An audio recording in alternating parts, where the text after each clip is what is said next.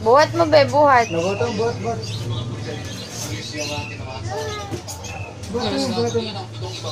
Nasulubungan para tumakas. Nakumpiska mula sa mga suspect ang mga balila at granada. Ayon sa mga otoridad, notorious ang Sangre Group sa pagbebenta ng droga sa Nabotas.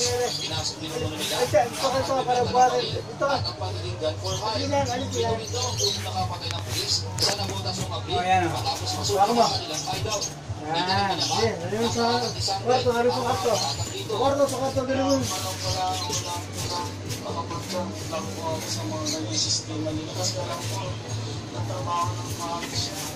Dinala sa Malabon Headquarters ang mga nahuli na naharap sa patong-patong na kaso. Iniimbestigahan din kung saan nagmula ang mga Huwag mo ay, sira na.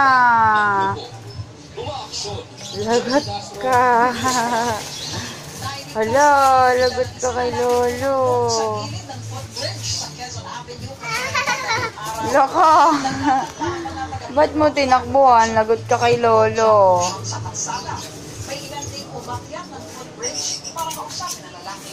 Ilan pang sandali, napapayag itong bumaba. Sa presinto, inamin ng lalaki na nag-away sila ng kanyang misis. Pebrero noong nakaraang taon, hinostage na rin ng lalaki ang kanyang mga anak sa Caloocan matapos niyang paghinala ang nangangaliwa si misis. Nakaharap na yung lalaki sa kasong alarm and scandal.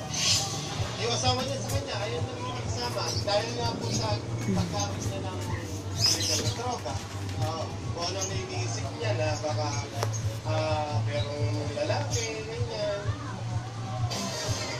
Balita naman mula sa Davao, posible raw na may kinalaman sa pag-ibig at pagpatay sa mixed martial arts fighter na si Alec Javi